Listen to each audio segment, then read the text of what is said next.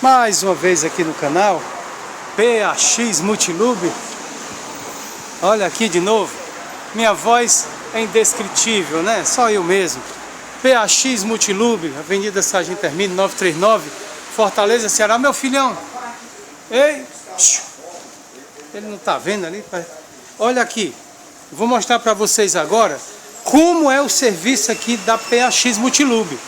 Fora o scanner PDL 4000, olha aqui, esse carro aqui tá bloco aqui, ó, fazendo a manutenção. Vanderlanzão, ó, Marcelo atendendo ali um cliente. Olha aqui o que é que a PAX Multilube adquiriu para sua melhor utilização. Máquina de troca de água, para a melhor limpeza do sistema de arrefecimento. Não é mais feito manualmente não aqui, não, de jeito nenhum. Aqui é feito através dessa máquina agora. Uma máquina maravilhosa que é ligada no sistema do carro, ó, nas mangueiras. Ela entra água limpa e sai água suja, ó. Ela entra uma água limpa, essa água aqui, essa mangueira mais limpinha, e sai essa água suja que vai, lógico, do sistema de arrefecimento. Tá ali a água no balde, ó, saindo a água suja, o carro em funcionamento, e ela começa a tratar toda a água.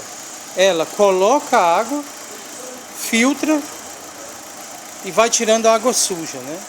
Lógico, a água desmineralizada. Tá aqui, mais um sistema, mais uma tecnologia para o melhor atendimento ao cliente.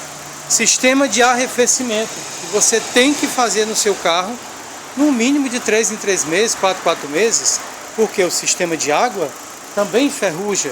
O sistema de água também pode entupir uma bomba, dar problema no mangote, estourar, enfim.